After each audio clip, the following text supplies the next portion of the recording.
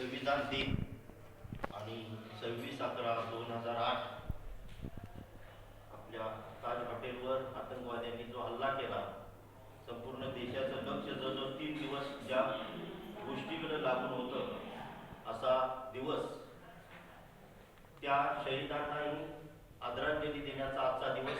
आणि आपला संविधान म्हणजे नेमकं काय, संविधानाची भूमिका आपल्या जीवनामध्ये काय आहे आणि आपली भूमिका संविधानानुसार काय आहे याचा विचार करण्याचा, त्याची जागृती करण्याचा, ज्या लोकांना संविधान म्हणजे काय माहीत नाही आहे त्यांनाही ते माहीत व्हावं.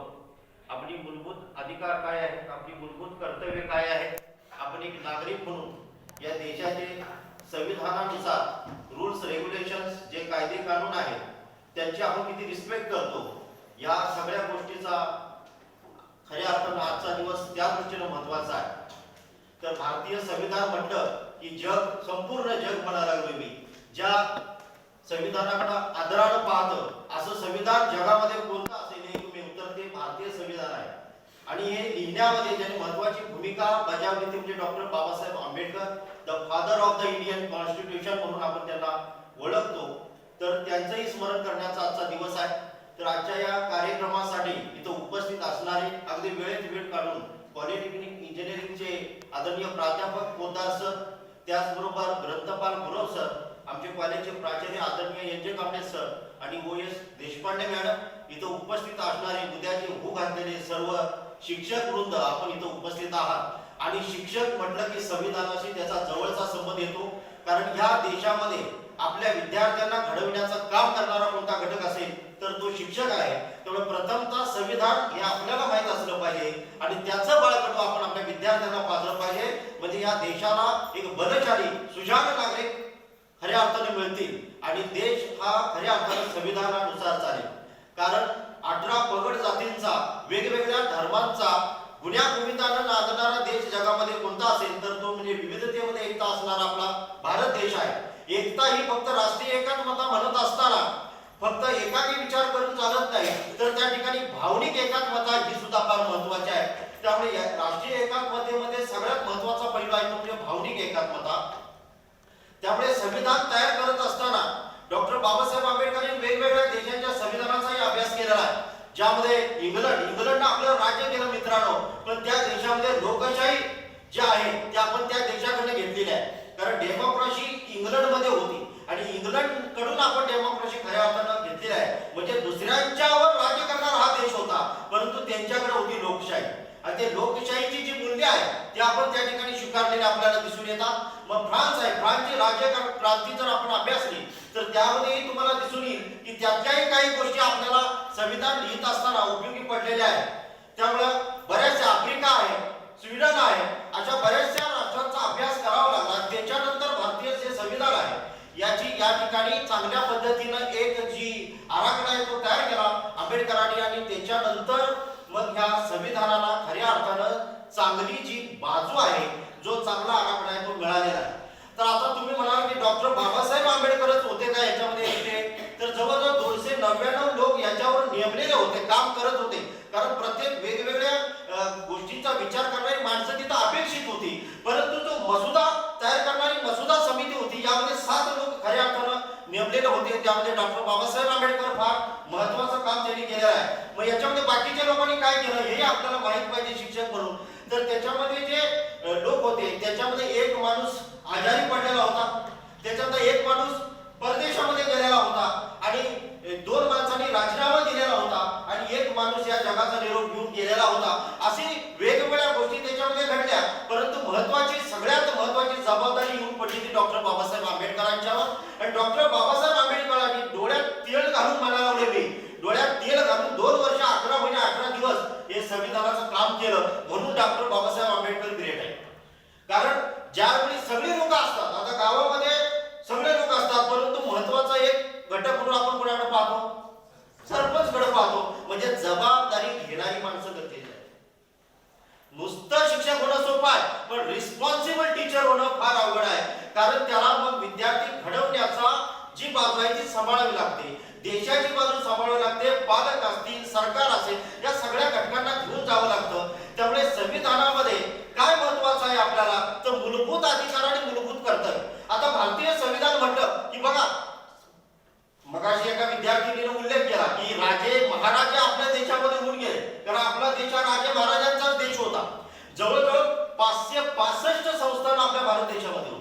मग आता तुम्ही म्हणाल आपला भारत देश होताच कसा?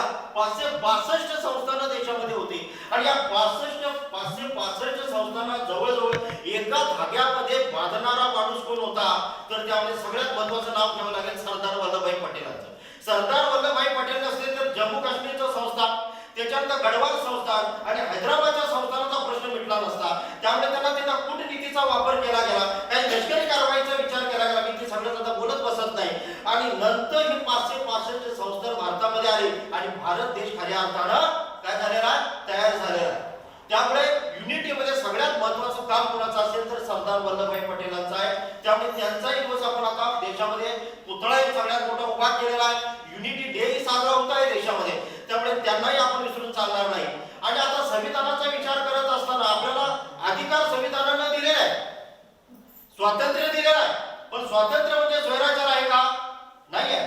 स्वातंत्र्यामध्ये सुद्धा असं स्वातंत्र्य आहे की ज्या स्वातंत्र्यामुळे इतरांना त्रास होणार नाही, हे फार महत्वाचं आहे.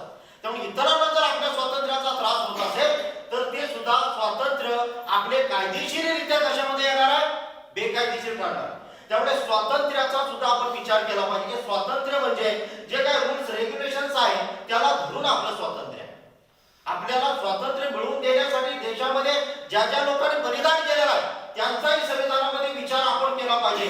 त्यामुळे गावाभूत घटक 1986च्या धोरणामध्ये सांगितले गेले, त्यामध्ये आहे की भारतीय स्वातंत्र्य चळवळीचा इतिहास आपल्याला माहित असणं गरजेचं आहे. शिक्षक म्हणून आपण त्याही घटकाचा विचार केला पाहिजे. देशाची अस्मिता आपल्याला जपता आली पाहिजे, देशाची एकात्मता आपल्याला टिकवून ठेवता आली पाहिजे. म्हणजे स्वातंत्र्य, समता, बंधुता, न्याय, अखंडता, धर्मनिरपेक्षता, समाजवादी समाज रचना, लोकशाही आणि सार्वभौम प्रजासत्ताक गणराज्य, ही जी काही लोकशाहीची तत्व आहे, जी काही मूल्य आहे, त्याच्यावर आपली राज्यघटना काय आहे? डिपेंड आहे. हा त्यांचा पाया आहे. आणि मगाशी जे आपण वाचन केलं, उद्देश पत्रिकेचं सकाळी वाचन झालं, त्याच्यामध्ये जो सरनामा आहे त्याला भारतीय राज्यघटनेचा आत्मा किंवा त्यालाच उद्देश पत्रिका असं म्हटलेलं आहे. कारण त्याच्यामध्ये एक कल्पना आपल्या समोर येऊन जाते की भारतीय राज्यघटना म्हणजे नेमकं काय आहे हे तुम्हाला तिथं समजून येतं. लक्षात आलं तर नेल्सन मंडेला म्हणतात की भारताकडून घेण्यासारखं काय असेल तर काय आहे तर भारतीय राज्यघटना ही सगळ्यात महत्वाची आहे असं नेल्सन मंडेलाने म्हटलेलं आहे. ज्या माणसानं साऊथ आफ्रिकेमध्ये महान असं कार्य केलं, ज्यांना साऊथ आफ्रिकेचे गांधी म्हणून ओळखलं जातं, त्या माणसानं असं म्हटलेलं आहे. म्हणजे याच्यावरून तुम्हाला समजून येईल की भारतीय राज्यघटना कशी आहे. तर भारतीय राज्यघटनेमध्ये मूळ 395 कलम होते आणि जवळजवळ 22 विभाग, 12 परिशिष्टांचा समावेश त्यामध्ये करण्यात आलेला होता.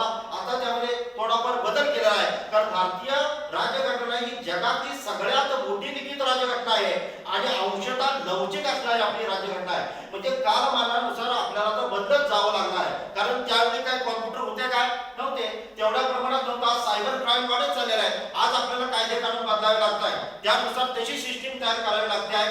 ब्रिटिशांनी त्यावेळी जे काही कायदे कानून तयार केलेले होते ते आपल्यावर राज्य करत होते आणि त्यामुळे त्यांना अनुसरून त्यांनी ते कायदे कानून तयार केलेले होते. ते आज आपल्याला हजारो कायदे आज देशामध्ये बदललेले आहेत. म्हणजे काळानुसार आपल्याला राज्यघटनेमध्ये बदल करावा लागेल, पण त्याचा मूळ साचा जो आहे तो आपल्याला हलवता येणार नाही. या ठिकाणी गोष्टी फार महत्वाच्या आहेत. म्हणून शिक्षक म्हणून फक्त मी प्राध्यापक प्रधान आहे, मी माझी बायको मुलं याच्यासाठी माझं जीवन नाही. मी जन्माला आलेलो आहे तर माझा एक तरी विद्यार्थी या ठिकाणी मला घडवण्याची क्षमता माझ्यामध्ये असली पाहिजे. त्यावेळी मी पगार म्हणून सांगू शकतो की मी प्राध्यापक प्रधान आहे. नाहीतर ते पगार मिळतोय म्हणून शिकणारे आणि शिकवणाऱ्या लोकांची देशाला काय जास्त गरज लागत नाही.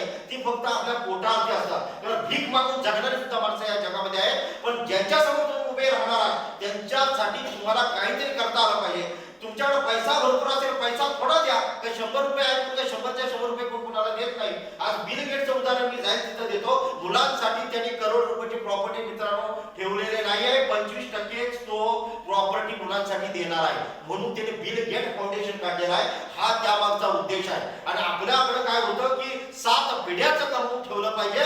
माझ्या नातवाला, त्याच्या नातवाला, त्याच्या नातवाला अगदी आराम बसून खाता आलं पाहिजे. म्हणून देशामध्ये भ्रष्टाचार जास्त आहे. आपल्या देशामध्ये भ्रष्टाचार जास्त असण्याचं हेच मूळ कारण आहे की 7 पिढ्यांचा विचार आपण काय करतो ठेवतो आणि स्वतःचा पोरगाचा विचारत नाही. 7 पिढ्यांचा कुठे त्यामुळे संविधानाचा विचार करत असताना ह्याही गोष्टी महत्वाच्या आहेत. भ्रष्टाचार निर्मूलन करत असताना आपली मानसिकता बदलावी लागेल तरच तो बदलणार आहे. अन्यथा जाऊ शकत नाही. याच्यासाठी जपानचा तुम्ही अभ्यास करा, म्हणजे तुम्हाला कळेल की जपानची देशभक्ती आजही कशी कणखर बनत चाललेली आहे आणि ते लोक फिनिक्स पक्षाप्रमाणे कशी भरारी घेत आहेत. त्यांच्यावर 2 अनुभव पडले तरी उभा राहिले. हे लक्षात आलं, कारण त्याच्यामध्ये त्यांची आहे ती देशभक्ती. म्हणून शिक्षक हा पहिल्यांदा राष्ट्रनिष्ठेने आणि देशभक्तीला परिपूर्ण असला पाहिजे. त्याचवेळी तो संविधान आणि या देशाच्या जडणघडणीमध्ये त्याची महत्वाची भूमिका असणार, हे इथं विचारात घ्यावं लागेल. आता संविधानाचा विचार करत असताना तुम्हाला जसं संविधान समजेल तसं तुमच्या भाषेमध्ये तुम्ही वाचन करून घ्या, आणि म्हणजे थोडं तरी संविधान तुम्हाला समजेल. ज्या समजत नसतील त्या गोष्टी आपण तज्ञांच्याकडून जाणून घेतलं पाहिजे. मी एकदा चंदगडमध्ये एक न्यायाधीश आलेले, मला वाटतं हायकोर्टचेच न्यायाधीश होते, आणि योगायोगावर मी तिथे उपस्थित होतो. तर भारतीय राज्यघटनेमध्ये एक कलम आहे, म्हणजे काही कलमांचा अर्थभेद होणं सुद्धा एवढं सोपं नाही, त्याच्या फार खोलात जावं लागतं. त्यावेळी त्यांनी स्टेटमेंट केलेलं होतं की भारतीय राज्यघटनेमध्ये जे कलम 21 आहे, article number 21 in Indian constitution, ते कलम असा आहे की प्रत्येक माणसाला मानव म्हणून सन्मानानं जीवन जगण्याचा अधिकार देणारा कलम आहे. तर त्यावेळी त्यांनी म्हटलेलं की ह्या कलमाचा अर्थ समजण्यासाठी खुद्द सुप्रीम कोर्टला हजारो पानं फाडावी लागली होती. म्हणजे एवढा त्या कलमाचा अर्थ डीप आहे, पण तो साध्या सुध्या माणसाला आपल्याला लगेच समजणार नाही. आपल्याला एवढंच माहित आहे की सन्मानानं जीवन जगण्याचा अधिकार भारतामध्ये प्रत्येकाला आहे. अजूनही ही भारतीय राज्यघटनेची अंमलबजावणी काटेकोरपणे होते असं म्हणून ठामपणे कुणीही सांगू शकत नाही. ज्यावेळी भारतीय राज्यघटनेची अंमलबजावणी ठामपणे 101% होईल, त्यावेळी या देशाचं स्वरूप मात्र 100% बदललेलं असेल. त्यावेळी या देशाचा नाद करणारा जगातला कुठलाही देश असणार नाही, आणि हे होणं गरजेचं आहे. यासाठी स्टँडर्ड एज्युकेशन असणं गरजेचं आहे.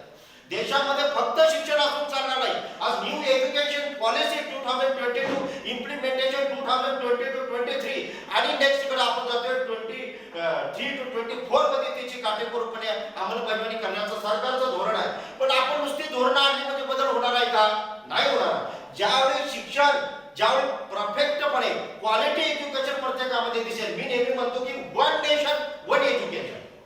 अंबानीचा मुलगा ज्या शाळेमध्ये शिकतो, त्यावेळी सर्वसामान्याचा मुलगा ज्या शाळेमध्ये शिकेल, त्यावेळी देशामध्ये इक्वॅलिटी इन एज्युकेशन येईल. नंतर राज्यघटनेमध्ये समान संधी सांगितलेली आहे, पण समान संधी आपल्या जिल्हा परिषदेच्या शाळेमध्ये शिकणारा मुलगा जो असेल आणि हायफाय एकदम इंटरनॅशनल स्कूलमध्ये शिकणारा मुलगा, याच्यामध्ये त्याला मिळणारी सगळ्या सोयी सुविधा, याला मिळणाऱ्या सोयी सुविधामध्ये यामध्ये इक्वॅलिटी करता येईल का? करता येणार नाही. या सगळ्या ज्या गोष्टी ज्यावेळी बदलत जातील, त्यावेळी आज भूतानचं उदाहरण देतो तुम्हाला.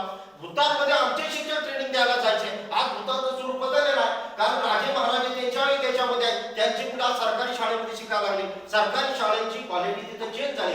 तो ज्यावेळी दिवस आमच्या देशामध्ये सुरू होईल, त्यावेळी शिक्षणाची खऱ्या अर्थाने क्वालिटी या ठिकाणी आलेली आपल्याला दिसेल. आता एक काही मुद्दे आपण विचारात घेतो की काही लोकांचा एक रिझर्वेशनचा मुद्दा आलेला आहे, मी त्याच्यावर थोडासा फोकस करतो. आता रिझर्वेशन डॉक्टर बाबासाहेब आंबेडकरांनी का आणलं? त्याच्याही पूर्वी कोल्हापूर संस्थानामध्ये शाहू महाराजांनी सन 1902 ला रिझर्वेशन आणलं, आणि डॉक्टर बाबासाहेब आंबेडकर ज्यावेळी घटना लिहित होते त्यावेळी त्यांनी रिझर्वेशन का आणलं, हा महत्वाचा मुद्दा आहे. आपण विचार करत असताना तळातून केला पाहिजे. मग विचार करत असताना रिझर्वेशन का आणलं? कारण सगळा समाज इक्वल लेवलला नव्हता, आजही नाही. मग तो कुठेतरी इक्वल लेवलला यावा या दृष्टीने ते रिझर्वेशन आणलेलं होतं. पण रिझर्वेशनचंही काय व्हायला लागलेलं आहे की ज्या ज्या घटना आज रिझर्वेशन आहे त्यामध्ये सुद्धा सगळे लोक सुधारलेले दिसत आहेत का? नाही आहे. कारण जे सुधारत आहे ते सुधारतच चाललेलं आहे. जसं आपण म्हणतो की गरीबा गरीबच होत चाललेला आहे, श्रीमंता श्रीमंतच होत चाललेला आहे. मग ही दरी आज कुठेतरी मिटली पाहिजे. म्हणजे त्याच्यामध्ये एक सिस्टीम आणावी लागेल की त्याच्यामध्ये बाद सिस्टीम आणावी लागेल. जे डेव्हलप झालेले आहेत त्यांना बाहेर काढा, जे डेव्हलप नाही त्यांना त्यामध्ये घ्या. म्हणजे हे बदल काळाला अनुसरून करावे लागतील किंवा पुढे होतील. त्यामुळे आता एक मुद्दा यायला लागला की आर्थिक निकषानुसार रिझर्वेशन पाहिजे. मग आर्थिक रिझर्वेशन निकषानुसार रिझर्वेशन द्यायचं, EWS आलं, त्याच्यामध्ये सगळ्यांना घेतलं की हे रिझर्वेशन पाहिजे. त्याच्या विरुद्ध याचिका दाखल झाल्या सुप्रीम कोर्टमध्ये. सुप्रीम कोर्टच्या न्यायाधीशाने सुद्धा 5 न्यायाधीशांच्या तिथं खंडपीठ नेमणं केलं. त्यांनी सुद्धा इक्वल लेवलला निकाल दिलेला नाही. 3 एका बाजूला आहेत, 2 एका बाजूला आहेत. म्हणजे तिथं इक्वॅलिटी दिसून येत नाही. म्हणजे हे मुद्दे आज तामिळनाडूमध्ये गेला जवळजवळ 65% रिझर्वेशन आहे. मग सुप्रीम कोर्टामध्ये 50% वर जायचं नाही. काही खास बाबी, विशेष बाबी, स्पेशल केसेस मध्ये ते जाऊ शकतात. हा मुद्दा यायला लागलाय. आज आपण म्हणजे मी समाजामध्ये बोलायला लागलो, वातावरण त्याच्यामुळे कसं व्हायला. आज आपण जर धनगर समाजाकडे पाहिलं, धनगर समाज म्हणतो आम्हाला शेड्यूल ट्राईब्स मध्ये घ्या, शेड्यूल ट्राईब्स मध्ये आमचा समावेश झाला पाहिजे. नाभिक समाज म्हणतो आमचा एससी मध्ये समावेश झाला पाहिजे.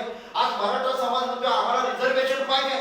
ज्यावेळी डॉक्टर बाबासाहेब आंबेडकरांचं आणि पंजाबराव देशमुखांचं एक उदाहरण देतो तुम्हाला. ज्यावेळी डॉक्टर बाबासाहेब आंबेडकर राज्यघटना लिहित होते, पंजाबराव देशमुख त्यांना भेटण्यासाठी म्हणून गेले, त्यावेळी ते लिहित होते.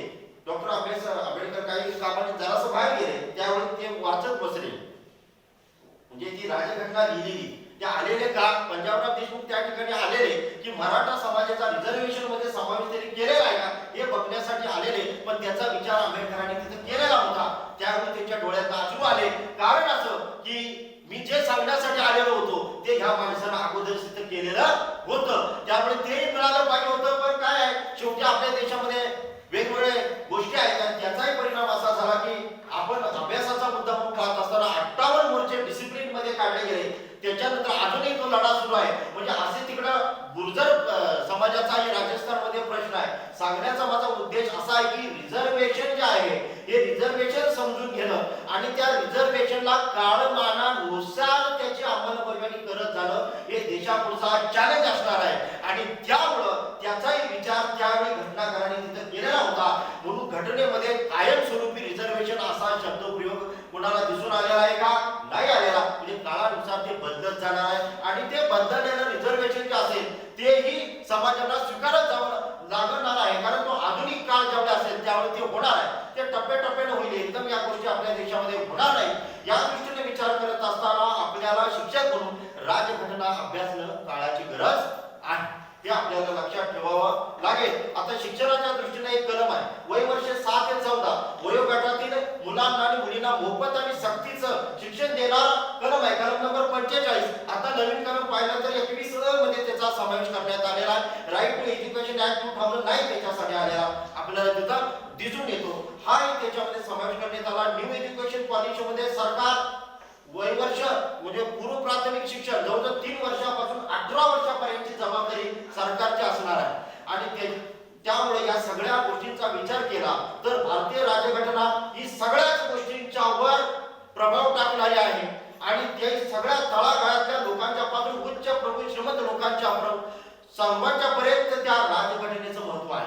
हे आपल्याला दिसून येतं. आणि सगळ्या भारताला चालवणारं जर भारताचं इंजिन कोणतं असेल तर ते आहे भारतीय राज्यघटना. Indian constitution is the engine of Indian vehicle असं मी त्याला म्हणेन. त्यामुळे ही सगळ्यात महत्वाचं आहे. ते आपल्याला समजून घ्यावं लागेल. मी बोलायला गेलो तर बरंच बोलेन, पण थोडंसं आता सैनिकांच्याकडे वळतो. 1-2 मिनिटांमध्ये राज्यघटनेवर बात झालं, तुम्ही तुमच्या लेवलला समजून घ्या. तर आता आपण पाहिलं की सैनिक म्हणजे काय हो, देशाचं रक्षण करणारा जो आहे त्याचं काम काय आहे, सैनिक आहे. आता सगळे देशाचे सैनिक होऊ शकतात काय? होऊ शकत नाही. आता पूर्ण सीमा सुरक्षित आहे कारण सैनिक आपल्या तिथं ड्युटी बजावत आहे. वेगवेगळ्या रेजिमेंटचे सैनिक त्या ठिकाणी ड्युटी बजावत आहेत. मग आपण सैनिक आहोत का नाही? देशाचा शिक्षक हा देशाचा सैनिक आहे की नाही असं कुणाला वाटतं? आहे. मग आहे तर त्याचं काम काय असणार आहे देशांतर्गत? कारण तुमच्याकडे शिकलेले विद्यार्थी उद्या सैन्यामध्ये असणार आहेत ना. त्यामुळे त्या सैनिकांना घडवण्याचं काम सुद्धा आपल्या हाती आहे. एवढं मोठं काम आपल्याकडे म्हणजे देशाचे रक्षक सुद्धा आपण आहोत. देशाच्या निर्मितीमध्ये आपलं काम महत्वाचं आहे. देशाच्या रक्षणामध्ये आपलं काम महत्वाचं आहे. देशाच्या शांती सुव्यवस्थेमध्ये आपलं काम महत्वाचं आहे. शिक्षक हा सगळ्या बाजूने फिरणारा घटक आहे. त्यामुळे जगातल्या जपानकडे गेला तर रिस्पेक्ट फार मोठी दिली जाते. मी त्याच्यावर आता बोलत नाही. फ्रान्समध्ये गेला न्यायालयामध्ये त्याला बसायला खुर्ची दिली जाते, बाकीच्या उभं राहायचं आहे. म्हणजे असं बऱ्याच देशांच्या मध्ये आहे. आणि आफ्रिकेतल्या एका विद्यापीठामध्ये एक असा बोर्ड आहे की तिथं सरळ त्यांनी म्हटलेलं आहे की एखाद्या देशाची जर वाट लावायची असेल तर बाकी काय करू नका. नाही अनुभव टाकायची गरज नाही, बॉम्ब टाकायची गरज नाही. त्या देशाच्या शिक्षणाचे 12 वाजवा, आपोआप त्या देशाचे 12 वाजायला सुरू होते. त्यामुळे शिक्षण ज्यावेळी देशाचं बिघडतं त्यावेळी सगळी व्यवस्था बिघडत असते. त्यामुळे सगळ्या देशाच्या विकासाचा पाया काय असेल तर शिक्षण आहे. त्यामुळे शिक्षणाकडे आपण सिरियसपणे पाहिलं पाहिजे. एक शिक्षक म्हणून आपण अभ्यासू वृत्ती आपल्यामध्ये असली पाहिजे. ज्ञान मिळवण्याची वृत्ती आपल्यामध्ये असली पाहिजे. बदलत्या काळानुसार बदलण्याची वृत्ती आपल्यामध्ये निर्माण झाली पाहिजे. तरच खऱ्या अर्थानं आपण 21व्या शतकामध्ये महासत्ता बनू. आता आकडेवारी जर पाहिली तर तर जगाची लोकसंख्या गेल्या 15 ऑक्टोबर 2022 ला 8 अब्ज क्रॉस झालेली आहे. किती? 8 अब्ज झालेले आहे. येत्या 2060 पर्यंत आपल्या जगाची लोकसंख्या 9.5 अब्ज होणार. म्हणजे 950 कोटीवर आपण पोहोचणार. 950 कोटीवर आकडा झाला. त्याच्या अगोदरच आपण चायनाला क्रॉस करणार आहोत असा तज्ञांचा निकष आहे. त्यामुळे आपल्या भारतासमोर एक सगळ्यात मोठे चॅलेंज असणार आहे की वाढती लोकसंख्या आणि या वाढत्या लोकसंख्येला अन्न, वस्त्र, निवारा या सगळ्या, शिक्षण, आरोग्य या सगळ्या सोयी सुविधा पुरवणं आणि त्यामुळे गरीब आणि श्रीमंत ही दरी निर्माण करणं. आज आपण भारताचा विचार केला तर गरीब आहे, श्रीमंत आहे, मध्यमवर्गीय म्हणतोय, पण त्या मध्यमवर्गीयामध्ये सुद्धा पाठ आहे. लक्षात आलं? त्यामुळे ह्या सगळ्या समूहाला घेऊन जाणं आणि त्याचा विकासाकडे वाटचाल करणं हे आज देशासमोरचं चॅलेंज आहे. त्याच्यामुळे शिक्षक म्हणून आपल्या समोर येणारे विद्यार्थी वेगवेगळ्या प्रवाहातून येणारे आहेत. त्यामुळं त्यांचंही चॅलेंज आहे आणि देशाला रक्षण करण्याचे काम जरी सैनिक करत असले तरी आपलंही काम आहे की त्या सैनिकांचं नेहमी आपण आदर करणं, रिस्पेक्ट देणं, कारण आपण त्या सैनिकांना घडवणारे शिक्षक आहोत आणि आपली सुद्धा एक मॉरल ड्युटी आहे. त्यामुळे आपल्याकडे करेज असलं पाहिजे, हॉनर असला पाहिजे आणि ड्युटी सुद्धा आपली परफेक्ट असली पाहिजे, तरच आपण हे सगळं करू शकतो. मला वाटलं म्हणून मी मनापासून मित्रांनो बोललो. तुम्ही कितपर्यंत घेतला हा तुमचा भाग आहे. कारण आम्ही जिथं जातो तिथं मनापासून बोलण्याचं काम करतो. Interaction between students and teachers and students, that is call education. असं त्या ज्ञानेश्वर महाराजांनी म्हटलेलं आहे. मी तुम्हाला इंग्रजीमध्ये एवढाच लक्षात आलं. त्यामुळं मस्ती, मौज, मजा या गोष्टी जरी असल्या तरी देशावर संकट येतो त्यावेळी आपण सगळे एकजूट असतो. त्यामुळं जाता जाता मी पुन्हा एकदा आजच्या ज्या शहीदांनी आपल्या देशासाठी आपलं बलिदान केलेलं आहे त्या सगळ्यांच्या मातांना, पितांना, त्यांच्या सर्व कुटुंबियांचं मी मनापासून आभार मानतो. त्या सर्व शहीदांना माझ्याकडून आपल्या महाविद्यालयाकडून आदरांजली व्यक्त करतो. थांबतो. जय हिंद, जय महाराष्ट्र.